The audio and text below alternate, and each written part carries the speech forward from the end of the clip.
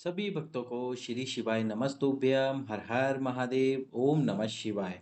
आषाढ़ नवरात्रि में किसी भी दिन का मतलब है नवरात्रि के किसी भी दिन चौथे पांचवें छठे या अष्टमी या नवमी के दिन भी आप ये एक वस्तु यदि शिवलिंग से उठाकर रख लेते हो तो आपकी जो भी कामना है वो शीघ्र अतिशीघ्र पूर्ण होगी और 45 दिन में भी पूर्ण हो सकती है।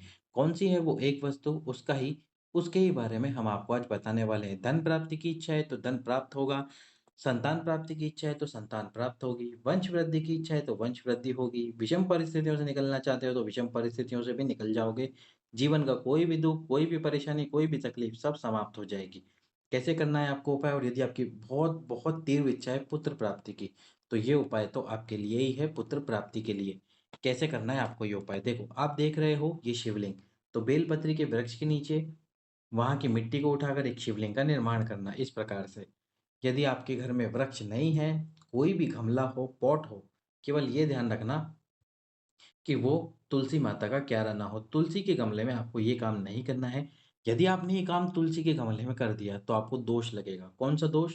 काल सर्प दोष। अब आप बोलोगे ये किसने बताया? ये गुरुजी ने ही बताया। और यदि मान लो आपने ये काम भी नहीं किया, आपने क्या करा? भगवान अपने घर पर ही भगवान शंकर की पूजा करी, भगवान शंकर को किसी पात्र में रखकर उन पे जल चढ़ाया, दूध चढ़ाया, और यदि उस जल को भी आप माता तुलसी के क्यारे में डालते हो तो इसका भी दोष आपको लगता है, और वो है कालसर्प दोष। क्योंकि भगवान शंकर ने, जो कि पिछले जन्म में वृंदा थी और जिनके पति थे जलंधर, उनका वध किया था, तो इस वजह से तुलसा भगवान शंकर पे समर्पित नहीं भी होती है। केवल एक दिन होता है साल भर में जिस दिन माता तुलसा रात को 12 बजे से लेकर सुबह 4 बजे तक शिवलिंग पे समर्पित होती है। तो आपको ये इन बातों का ध्यान विशेष रखना है। अब वो शिवलिंग का निर्माण करके आपको 5 बेलपत्र लेने हैं। कितने बेलपत्र? कुल 5 बेलपत्र लेने हैं। ये जो 5 बेलपत्र है, सबसे पहले तो शिवलिंग बनाकर उसकी पूजन अर्चना करो। पूजन अर्चना करने के बाद में आपको 5 बेलपत्र भगवान शंकर की 5 बेटियों के नाम, जो मैं कि आपको स्क्रीन पर लिख कर दिखा रहा हूँ, इन्हीं का नाम लेते हुए एक-एक करके समर्पित करना है। सबसे पहला नाम है जया, विशरा, शामली वाली, दौतली और देव।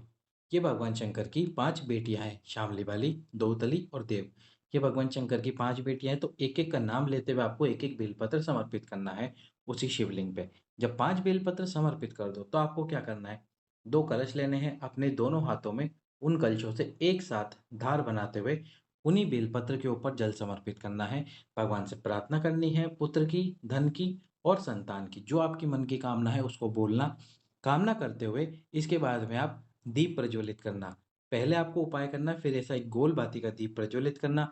दीप प्रज्वलित करने के बाद में वो जो 5 बेलपत्र है, उनको उठाकर सबसे पहले क्या करना है आपको?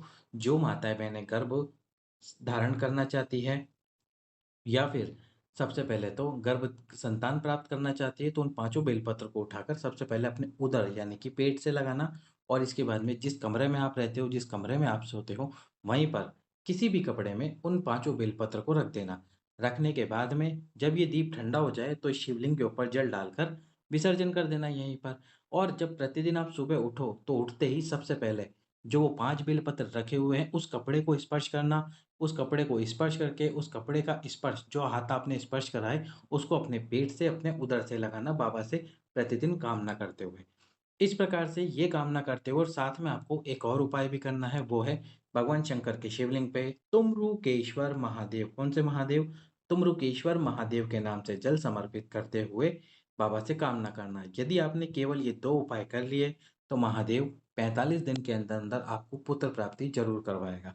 तो विश्वास रखना, ये उपाय अवश्य ही करना, बाबा आपकी गोद अवश्य ही भरेगा। सभी भक्तों को श्री शिवाय नमस्तुभ्यम, हर हर महादेव। वीडियो को लाइक करें, चैनल को सब्सक्राइब करके ज़रूर जाना।